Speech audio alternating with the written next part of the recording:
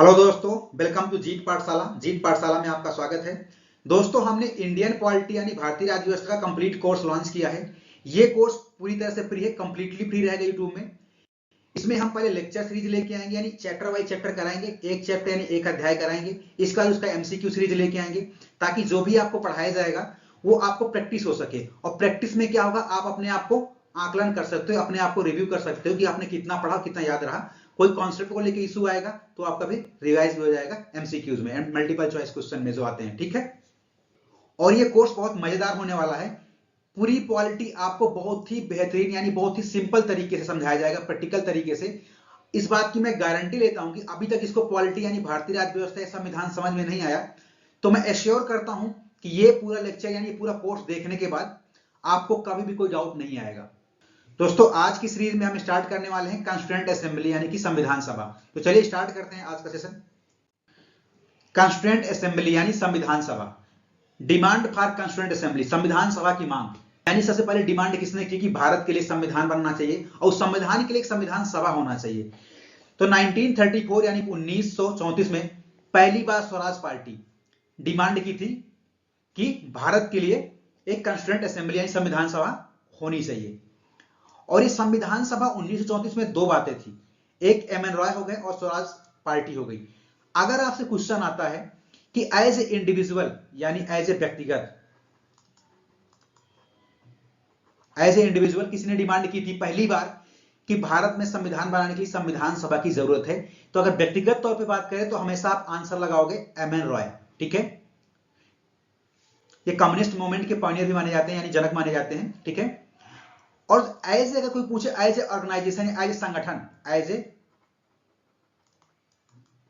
Organisation या संगठन किसने डिमांड किया था पहली बार संविधान सभा के लिए, तो वो स्वराज पार्टी थी। ठीक है, अब बात करते हैं कि आईएनसी इंडियन नेशनल कांग्रेस यानी कांग्रेस ने पहली बार कब डिमांड की थी कि भारत के लिए, भारत को संविधान बनाने के लिए संविधान सभा की जरूरत है। तो 1935 में Indian National Congress for the first time officially demanded a constituent assembly to frame a constitution of India.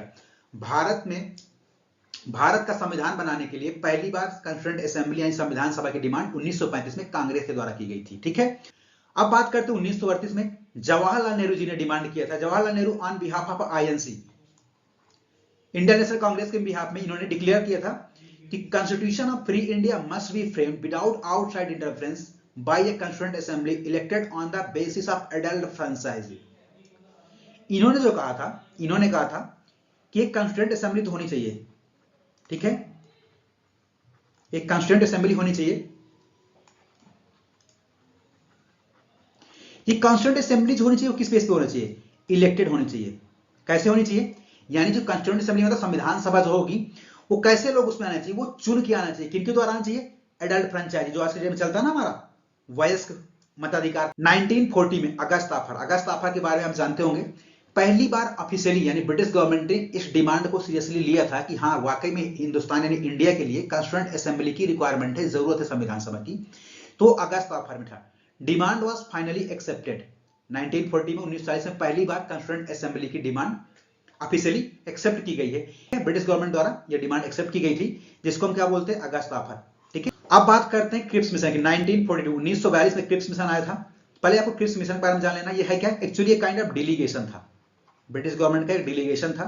ठीक है, यानी एक टीम थी, डेलीगेशन आप नहीं समझ पा रहे हो टर्म को, तो एक टीम थी। ठीक है, इसके जो चेयरमैन थे सर स्टैमफोर्ड क्रिप्स थे। ठीक है, ब्रिटिश कैबिनेट के मेंबर थे, जैसे कैबिनेट मिनिस्टर होते हैं, काइंड ऑफ वही कैबिनेट के मेंबर थे। ये निगोशिएट करने आए थे। निगोशिएट क्या किया था, इन्होंने कहा था कि आपको इंडिपेंडेंट कॉन्स्टिट्यूएंट असेंबली स्टैब्लिश करने का पूरा हक दिया जाएगा। आप कॉन्स्टिट्यूएंट असेंबली अपना इंडियन द्वारा आप स्टैब्लिश करोगे, बनाओगे, एक संविधान सभा बनाओगे, लेकिन जो कंडीशन थी वो खतरनाक थी, आफ्टर वर्ल्ड वॉर सेकेंड, द्वितीय विश्व युद्ध के बाद आप कर सकते हो। यानी कि सेकेंड वर्ल्ड वॉर में इंडिया की हेल्प चाहिए थी इंडियन सोल्जर्स की लड़ने के लिए सेकेंड वर्ल्ड वॉर में।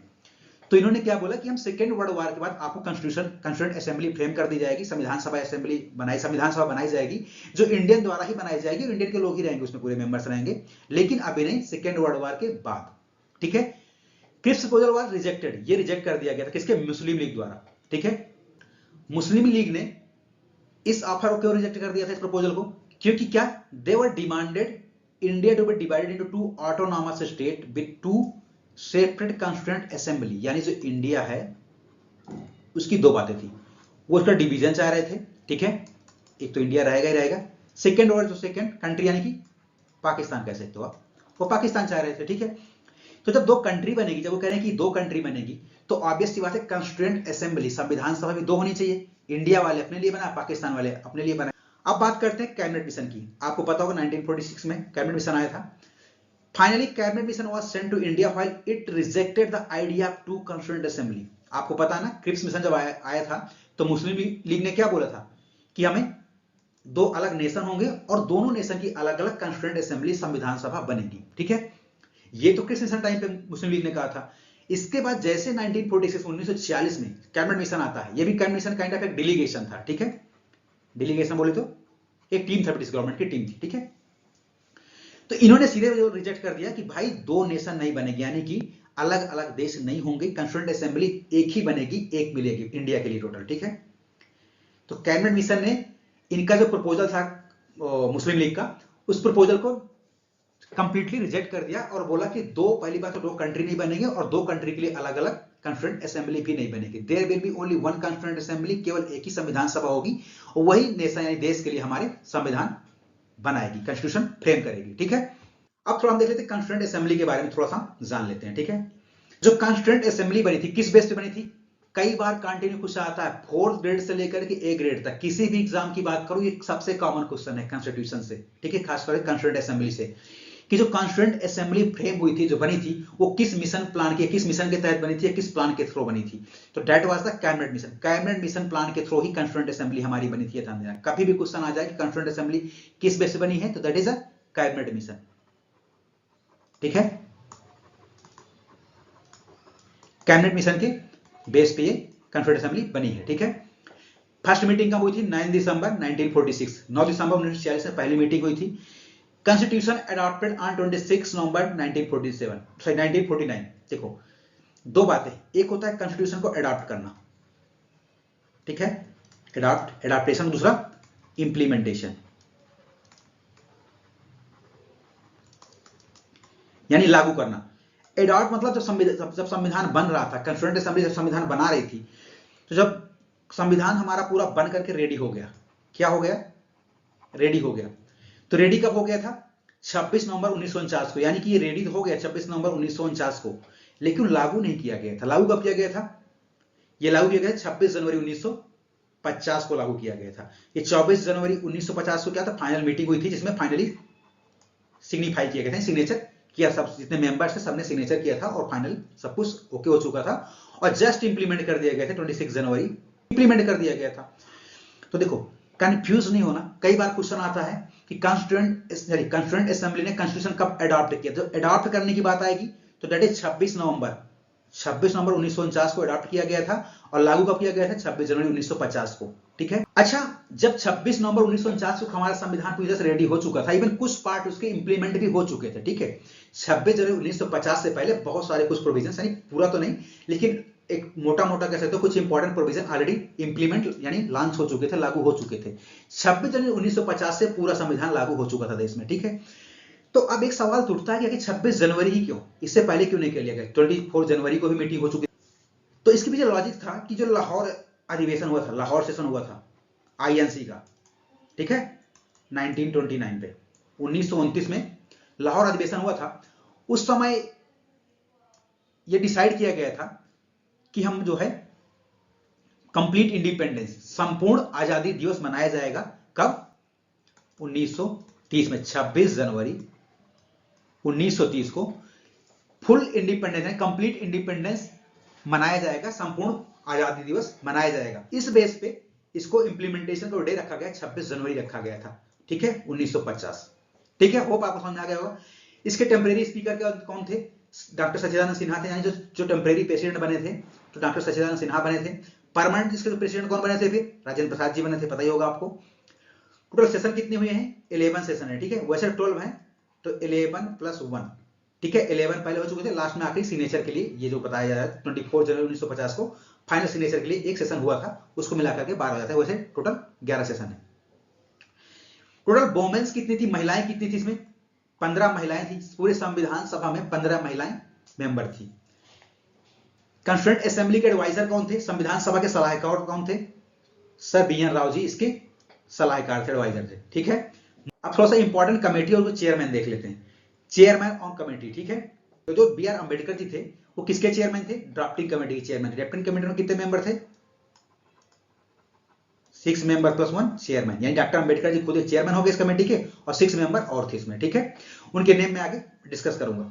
डॉक्टर राजेंद्र प्रसाद जी किसके कमेटी के चेयरमैन थे? डॉक्टर राजेंद्र प्रसाद जी 2 कमेटी के चेयरमैन थे। एक था committee on rules of procedure, ठीक है, और दूसरा स्टीयरिंग कमेटी। इन 2 कमेटी के चेयरमैन डॉक्टर राजेंद्र प्रसाद जी थे। सरदार पटेल जी 3 कमेटी के चेयरमैन थे। Provincial constitutional committee, committee on fundamental rights, committee on minorities and tribal and excluded areas. इन 3 के चेयरमैन सरदार पटेल जी थे। जवाहरलाल नेहरू जी 2 कमेटीज के चेयरमैन थे। पहले थे यूनियन पावर कमेटी और दूसरी थी यूनियन कॉन्स्टिट्यूशन कमेटी। ठीक है, इन 2 कमेटी के चेयरमैन हमारे नेहरू जी थे। मूव करते हैं आगे। Composition of a constituent assembly, संविधान सभा की संरचना।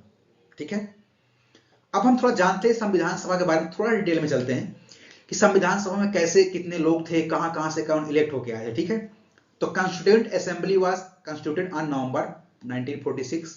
कॉन्स्टिट्यूएंट असेंबली की टोटल स्ट्रेंथ यानी टोटल जो लोग थे पूरे, कितने लोग थे? 389, 389 लोग थे। ठीक है, उसमें से 2 टाइप के लोग थे। 2 टाइप के मतलब एक ब्रिटिश इंडिया से थे और प्रिंसली स्टेट से थे। तो ब्रिटिश इंडिया के मेंबर्स जो आए थे वो कैसे आए थे? इलेक्टेड थे, इलेक्ट होके आए थे, ये ध्यान देना है। 296 सीट में आए थे। 296 सीट किसके लिए थी? ब्रिटिश इंडिया के लिए थी। और 93 सीट किसके लिए थी? 93 सीट हमारे प्रिंसली स्टेट्स के लिए थी। तो जो ब्रिटिश इंडिया से लोग आए थे वो इलेक्टेड थे। उनको किसने इलेक्ट किया था?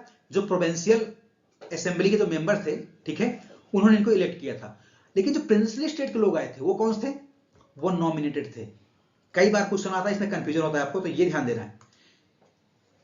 इसमें कहने का मतलब कह सकते हो कि partly elected and partly nominated, बल्कि मैक्सिमम इलेक्टेड थे और पार्शियली कुछ लोग जो है इसके नॉमिनेटेड थे। 296 में से 292 जो मेंबर्स थे वो 11 गवर्नर प्रोविंसेस से आए थे। ठीक है, यहां से कितने थे? 296 में 92 यहां से हो गए, तो कितने 4 बचे? 4 हमारे कौन हो गए? 4 हमारे चीफ कमिश्नर प्रोविंसेस से थे, यानी 4 हमारे थे। 4 क्या थे? चीफ कमिश्नर प्रोविंसेस थे, तो एक एक सभी से।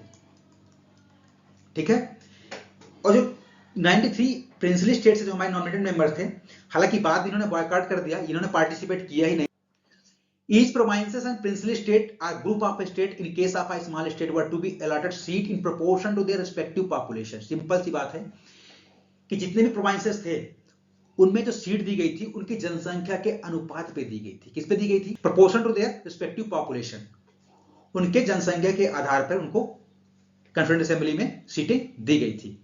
ठीक है, अगर हम मोटा मोटा कहें कि रफली 1 सीट की जो 1 सीट से चुन के जो आए थे हमारे कॉन्स्टिट्यूएंट असेंबली में जो मेंबर आए थे, हमारे संविधान सभा में जो सदस्य आए थे, वो लगभग एवरी मिलियन पॉपुलेशन, यानी कि 10 लाख में से 10 लाख पॉपुलेशन में से एक सीट आई थी हमारी। यानी जो हमारी संविधान सभा में जो लोग आए थे, ठीक है, वो चुन करके आए थे। केवल प्रिंसली स्टेट के लोग थे जो मनोनीत किए गए थे, यानी कि नॉमिनेट किए गए थे, बाकी तो चुन के ही आए थे। तो जो चुन के आए थे, तो कितने लोगों के बीच से चुन के आए थे? 10 लाख जनसंख्या के बीच में एक हमारा क्या रहेगा? संविधान सभा का सदस्य रहेगा। आप देखो हिंदी में लिखा है, आप हिंदी में पढ़ सकते हो, कोई दिक्कत नहीं। दोनों मीडियम में रहेगा। जहां मुझे लगता है कि मैं कहीं हिंदी नहीं लिखा हूं तो समझ लेना वहां हिंदी की जरूरत है नहीं, मैं आपको इजीली समझाने में समर्थ हूं, समझा दूंगा आपको, इंग्लिश में समझा दूंगा। ठीक है, बाकी जनरली में हिंदी में करूंगा, तो आपको मीडियम को लेकर कोई दिक्कत नहीं होने वाली, इस बात की आप टेंशन बिल्कुल लें, मैं अश्योर करता हूं इस बात पर। ठीक है, seat allocated to each British provinces were to be decided among 3 communities in proportion to their population. यानी जितने भी ब्रिटिश प्रांतों में सीट आवंटित की गई थी वो 3 प्रमुख समुदायों में लिया गया था। पहला था मुस्लिम, दूसरा था सिख, तीसरा था जनरल। देखो जनरल में कौन कौन आ गया आपका? हिंदू हो गया, यानी मुस्लिम और सिख छोड़ करके, इनको छोड़ करके बाकी सारे किसमें आ गए? बाकी सारे जनरल में आ गए। यानी इसमें से जैन हो गए, हिंदू हो गए, बुद्धिस्ट हो गए, ठीक है, पारसीज हो गए, ठीक है, ये सारे कुल मिलाकर के आपके जनरल में आ गए। यानी सिंपल सी बात है, मुस्लिम और सिख को छोड़ के बाकी सब किसमें आ गए? जनरल में आ गए। थोड़ा सा मैं दोबारा फिर से रिवाइज करा देता हूं कि संविधान सभा में जो लोग चुन के आए थे, ठीक है, जितने, वो रफली 10 लाख जनसंख्या के बीच से एक हमारे संविधान सभा सदस्य था, ठीक है, और जनसंख्या के आधार पर ही सीट का आवंटन किया गया था। और जो संविधान सभा में सीटें जो अलॉट की गई थी वो 3 समुदाय के लिए की गई थी, ठीक है। कैसे कैसे? मुस्लिम के लिए, सिख के लिए और जनरल के लिए। मुस्लिम सिख छोड़ के बाकी सब जनरल में आते हैं और कोई कैटेगरी वहां पर नहीं थी। The representative of each community were to be elected by members of that community in the provincial legislative assembly, and voting was to be by method of a proportional representation by method of a single transferable vote। यानी कि प्रत्येक समुदाय के प्रतिनिधियों का चुनाव प्रांतीय विधानसभा में उस समुदाय के सदस्यों द्वारा किया जाना था। The representative of princely state were to be nominated by the head of the princely state। मैंने कहा था आपको पहले स्टार्टिंग में कि प्रिंसली स्टेट से जो लोग आए थे वो इलेक्टेड नहीं थे, वो इलेक्टेड नॉट इलेक्टेड, वो इलेक्टेड नहीं थे तो क्या थे? वो नॉमिनेटेड थे, यानी कि उनको मनोनीत किया गया था। क्या किया गया था? नामित किया गया था, ठीक है।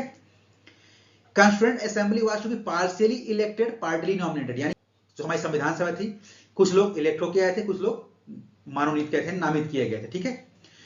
तो आपको पता है जो प्रिंसली स्टेट वाले थे वो नॉमिनेटेड थे, बाकी हमारे इलेक्टेड थे।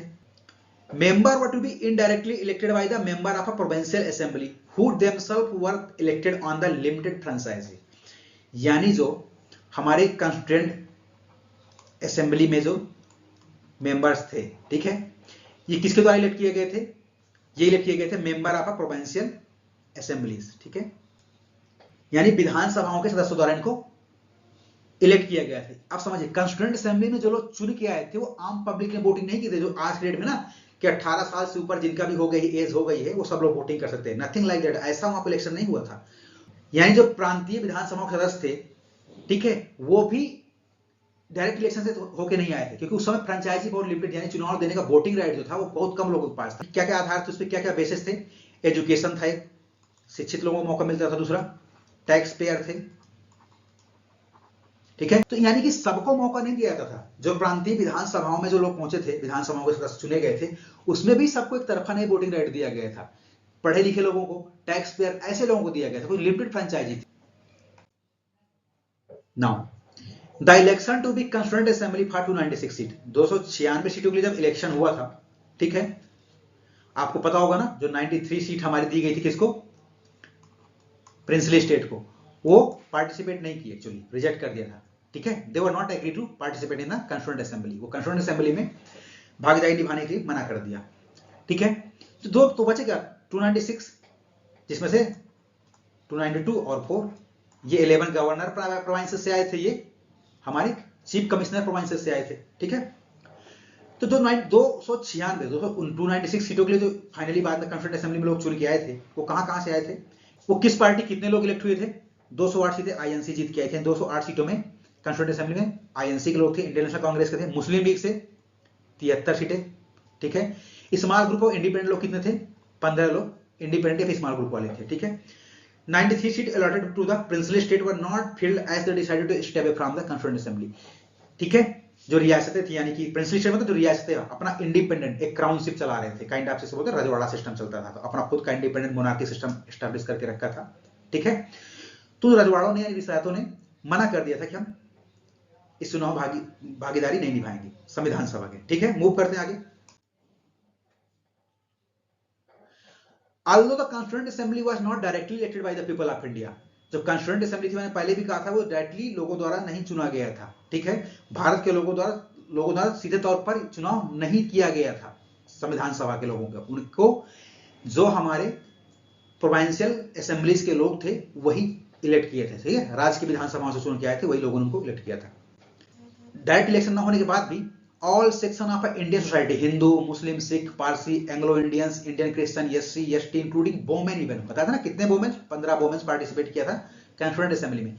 इन सबका वहां पर प्रतिनिधित्व था, यानी सबका रिप्रेजेंटेशन था, सबकी भागीदारी थी वहां पर। संविधान सभा में सारे लोग, सारे समुदायों के लोग मौजूद थे, कहीं ना कहीं चुन के आए थे, ठीक है।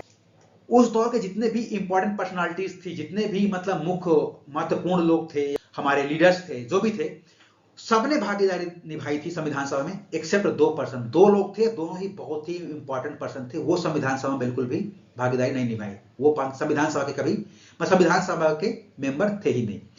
एक तो हमारे महात्मा गांधी जी थे, जो बिल्कुल भी संविधान सभा में कोई भी हिस्सा नहीं लिया था। दूसरे मोहम्मद अली जिन्ना थे, जिनको इंक्लूड नहीं किया गया था, ठीक है, यानी कि संविधान सभा का पार्ट नहीं थे, इंडियन इंडिपेंडेंट एक्ट 1947 का, भारतीय स्वतंत्रता अधिनियम 1947 का, थोड़ा देख लेते हैं, ये बहुत important. This act made the following 3 changes, ये 3 चेंजेस लेके आया था ये, ठीक है, ये 3 बदलाव लाया था ये एक्ट जो हमारा था ना, भारतीय स्वतंत्रता अधिनियम 1947 का जो एक्ट था या अधिनियम था। Assembly was made a fully sovereign body. इसका मतलब क्या? सॉवरेन का मतलब होता है सुप्रीम बॉडी। सॉवरेन का मतलब होता है कि कोई भी एक्सटर्नल इंटरफेरेंस नहीं होगा, यानी किसी भी बाहरी लोगों का हस्तक्षेप नहीं होगा, तभी तो आप सुप्रीम हुए ना। अगर सॉवरेन मतलब सुप्रीम, और सुप्रीम होने के बाद भी कोई इंटरफेयर कर रहा, सुप्रीम किस बात के फिर है आप, ठीक है। अमेरिकन आगे कुछ बोल दे भाई कि ऐसा नहीं ऐसा करो, और उसकी बात हम मान लें, तो हम सॉवरेन कैसे रह गए? हम तो सुप्रीम नहीं रहे ना फिर, ठीक है। तो होप आप सुप्रीम का समझ गए होंगे ना, सब संप्रभु बोलते हैं हिंदी में, ठीक है। The act empowered the assembly to abrogate alter any law made by the British Parliament in relation to India, ठीक है। यानी कि 1947 में एक्ट बना, ठीक है। इससे पहले बिफोर दैट, ठीक है, बिफोर दैट, इससे पहले जितने भी हमारे एक्ट बने, रूल्स बने, लॉज बने, कुछ भी बने, anything, any kind of regulation, laws, act, कोई नियम कानून अधिनियम कुछ भी बना, उसमें कोई भी परिवर्तन लाना चाहते हैं, इंडियन कॉन्स्टिट्यूएंट असेंबली हमारी जो थी उसके लिए फ्री थी।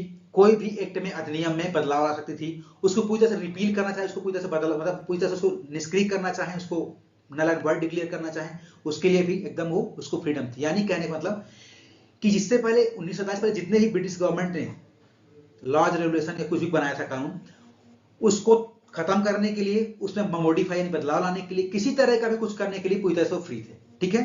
The constituent assembly perform dual function, ये बहुत इंपॉर्टेंट समझना आपको, ठीक है, इंपॉर्टेंट पॉइंट है। ड्यूल मतलब दोहरे काम कर रही थी। जो हमारी कॉन्स्टिट्यूएंट असेंबली थी ना, वो दो चीजें कर रही थी। जो हमारी कॉन्स्टिट्यूएंट असेंबली थी वो ड्यूल फंक्शन कर रही थी। पहला, टू फ्रेम अ कॉन्स्टिट्यूशन, ठीक है, संविधान बनाना। दूसरा काम क्या था? परफॉर्म एज ए पार्लियामेंट, यानी कि law making body, law making body, ठीक है। देश के लिए कानून बनाना भी, at the same time working as a parliament, वो एज ए पार्लियामेंट भी काम कर रही थी, संविधान सभा, ठीक है। अब समझ आ गई, चलिए देख लेते हैं। As a constituent assembly, constituent assembly का मतलब क्या था? एज ए संविधान सभा जब वो काम कर रही थी तो क्या? Making constitution for a free India, आजाद भारत के लिए हमारे संविधान बना रही थी। एज ए पार्लियामेंट क्या काम कर रही थी? Enacting of ordinary law for country, देश के लिए लॉज और यानी कि कानून और अधिनियम या फिर रेगुलेशन बना रही थी। These two task were to be perform on separate day, ये समझना थोड़ा जरूरी है। देखो, दो काम कर रही थी, एज ए कॉन्स्टिट्यूएंट असेंबली हो गया, और दूसरा एज ए पार्लियामेंट, ठीक है। एज ए पार्लियामेंट भी काम कर रही थी और कॉन्स्टिट्यूएंट असेंबली भी काम कर रही थी। लेकिन ऐसा नहीं कि अगर अगर आज वो कॉन्स्टिट्यूएंट असेंबली संविधान बनाने के लिए काम करेगी तो सेम डे वो पार्लियामेंट्री काम भी करेगी, नो, ठीक है। एक दिन में एक ही काम परफॉर्म करेगी। अगर वो आज कॉन्स्टिट्यूएंट असेंबली के तौर पे काम करेगी तो केवल संविधान बनाने का काम करेगी, वो पार्लियामेंट्री काम नहीं करेगी, ठीक है। और अगर एज ए पार्लियामेंट्री काम करेगी तो उस दिन वो संविधान सभा का काम नहीं करेगी, यानी कि वो एज अ कॉन्स्टिट्यूशन फ्रेमिंग का काम नहीं करेगी, संविधान बनाने का काम नहीं करेगी, फिर वो क्या काम करेगी? एज ए पार्लियामेंट काम करेगी। तो मतलब वो लॉज और रेगुलेशन बनाने का काम करेगी देश के लिए, ठीक है। समझ पा रहे हैं? यानी कि जिस दिन वो संसद का काम करेगी संसद का काम करेगी, अगर जिस दिन वो संविधान सभा का काम करेगी तो संविधान सभा का ही काम करेगी। यानी कि अलग अलग दिन में अलग अलग फंक्शन परफॉर्म करेगी, एक दिन में दोनों फंक्शन परफॉर्म नहीं करेगी, ठीक है। एक चीज और इसमें, whenever assembly met as a constituent assembly, ठीक है, जब हमारी असेंबली संविधान सभा एज ए कॉन्स्टिट्यूएंट असेंबली मिलती थी तो उसके चेयरमैन कौन होते थे? हर जब कोई सदन बैठ होता है, जैसे पार्लियामेंट है तो पार्लियामेंट का चेयरमैन होता है ना कोई, स्पीकर जिसको हम बोलते हैं, लोकसभा का स्पीकर, ठीक है, लोकसभा जिसको बोलते हैं। तो एज ए कॉन्स्टिट्यूएंट असेंबली जब परफॉर्म करती थी तो असेंबली का हमारे चेयरमैन हमारे डॉक्टर राजेंद्र प्रसाद काम करते थे। एज जब वो पार्लियामेंट्री काम करती थी तो जीवी मावलंकर एज ए स्पीकर काम करते थे। वो कॉन्स्टिट्यूएंट असेंबली सेम थी लेकिन फंक्शन अलग अलग थे, और ये दोनों फंक्शन कब तक काम करते रहे? 26 नवंबर 1949 तक ये काम करते रहे, ठीक है। इसके बाद जैसे संविधान खत्म हो बन गया, कंप्लीट हो जाता है, इसके बाद कॉन्स्टिट्यूशन फ्रेमिंग का काम खत्म हो जाता है, बस इसका इलेक्शन होंगे और इसका पार्लियामेंट सिस्टमैटिक 1950 चलने लगेगी, ठीक है। एक बार मैं समराइज कर देता हूं। जब हमारी जो कॉन्स्टिट्यूएंट असेंबली संविधान सभा थी तो आज जब वो संविधान सभा काम करती थी, ठीक है, उस समय हमारा काम क्या था उनका? Making constitution for free India. अब एज ए लेजिस्लेटिव बॉडी, यानी लेजिस्लेटिव बॉडी मतलब ऐसे विधायिका पार्लियामेंट के तौर पे काम करती थी। तो क्या था, enacting of ordinary laws for the country, देश के लिए कानून बनाने का काम कर रही थी वो, ठीक है। लेकिन जब constituent assembly as a constituent assembly बैठक होती थी, संविधान सभा जब संविधान बनाने का काम करती थी, तो चेयरमैन कौन होते थे, राजेंद्र प्रसाद जी होते थे। और वही संविधान सभा जब एक पार्लियामेंट्री काम करती थी, पार्लियामेंट की तरह काम करती थी, तो उसके चेयरमैन कौन होते थे, जीवी Mavalankar. The Muslim league member hailing from the areas including in the Pakistan withdraw from the constituent assembly for India, ठीक है। मुस्लिम लीग के मेंबर जो पाकिस्तान में शामिल क्षेत्रों से थे, उन्होंने संविधान सभा से वो हट लिए, अपना हट गए, ठीक है। इसके बाद हमारे जो क्या टोटल स्ट्रेंथ क्या बची थी, 299 एज अगेंस्ट 389 मेंबर थे ना। 389 जो टोटल स्टार्टिंग में थे, उसमें कितने मेंबर बचे बाद में, 299 मेंबर बचे हमारे संविधान सभा में, ठीक है। Other function perform by constituent assembly, जब हमारा संविधान सभा काम तो कर ही रही थी संविधान बनाने का, इसके अलावा और क्या काम किया, ये क्वेश्चन भी कई बार आता है, मतलब सारे एग्जाम्स में आता है, कोई भी एग्जाम ले लीजिए आप, ठीक है। बहुत इंपॉर्टेंट, वेरी वेरी इंपॉर्टेंट में आता है, डबल स्टार क्वेश्चन, ठीक है।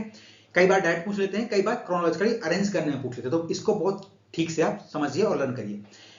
हमारा जो राष्ट्रीय ध्वज हमको जो अपनाया गया था, नेशनल फ्लैग को अडॉप्ट किया गया था, किस डेट को किया गया था, जुलाई 22 1942, यानी 22 जुलाई 1947 को हमारा नेशनल फ्लैग अडॉप्ट कर लिया गया था, हमारे राष्ट्रीय ध्वज हमारा अपना लिया गया था। इसका मतलब संविधान हमारा लागू कब हुआ, 26 जनवरी 1950। इससे पहले ये प्रोविजन हमने अपने देश में लागू कर दिया था। मैं जो स्टार्टिंग बता रहा था कि कुछ प्रोविजन हमारा संविधान जब इंप्लीमेंट हुआ, कॉन्स्टिट्यूशन हमारा जब लागू हुआ, उससे पहले भी इंप्लीमेंट हो चुके थे। तो उनमें से ये देखो, 22 जुलाई 1947 को हमारा नेशनल फ्लैग अडॉप्ट कर लिया गया था, नेशनल एंथम, ठीक है, 24 जनवरी 1950 को अडॉप्ट कर लिया गया था, नेशनल सॉन्ग राष्ट्रीय गीत 24 जनवरी 1950 को कर लिया गया था। 24 जनवरी 1950 को हमारा नटराज प्रसाद जी को first president of India as उनको इलेक्ट कर दिया गया था। तो यानी कि आप देख पा रहे हो 1 2 3, ये जनवरी 24 जनवरी 1950, 24 जनवरी 1950, 24 जनवरी 1950, ये तीन चीजें थी। कौन कौन सी 24 जनवरी 1950 को थी,